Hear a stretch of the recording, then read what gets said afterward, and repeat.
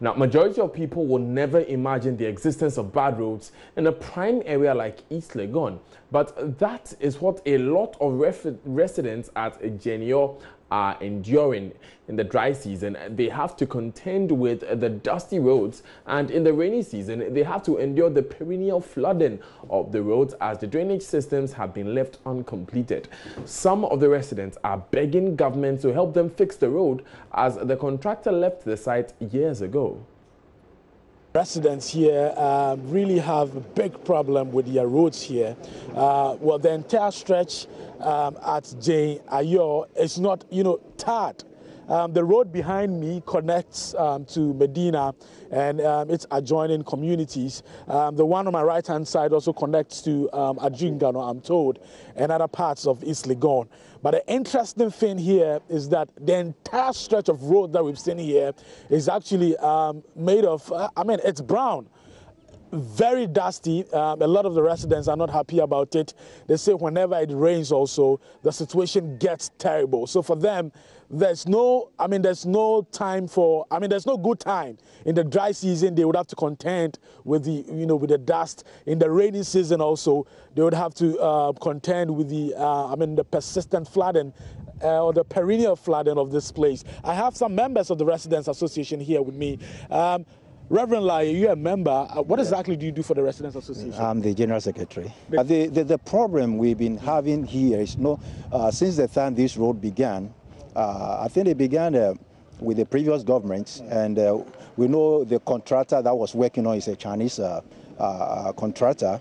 So when they began with this contract, we were able to coordinate with them to make sure that what's supposed to be done has to be done as an association. But we realized that things were not running as it's supposed to.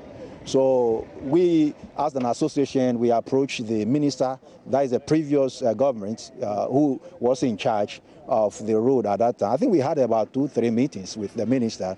And then we found out that the contractor has not been paid because we saw him parking out. Yeah. So we were trying to see what can be done so that he can be paid and finish the road for us, because what has been done here, the problems we are encountering, they make drainages around this place, and the drainage you can see here are not connected. So all the water that comes when it rains, all the water runs through the streets. And when it rains, the place becomes, I don't know whether you see a waterfall, the way the water runs from the top all the way up here, down to this place. And then we have a drainage here, which the water runs to. So they open the drainage down here so that when the water flows, it can run into that. But there is no opening to this place. So when the water get up to this place, it's stuck down here. So the people here are really suffering. And when it's raining, it's really dangerous, driving through. Yeah. Just recently we decided to fill up these places, because this place became like a graveyard. Yeah. Look at the drains. And there is only one storm drain down there that takes the water out. It's supposed to join the main gutter that is passing through the Adjingano Road. But that is big enough. But how does this one get in there? It's terrible. It gets stuck down there and it can't go anymore. So you see the water flow, because it's not frequent, it is slow up here, all the way to the top. And all of these things you are talking about, are tied to the construction, proper construction of this road. How long have you been fighting to get this road completed? About 3 years. Yeah, I think about 3 years. 3 years. Yeah. Yes, we fought up to, this is our secretary, and this is our big minds. The follow up to now. This is my house. See the quota. Every day my child is inside the quota. Every day we go hospital attire. So the chairman and the big men follow up. The follow up do at sales.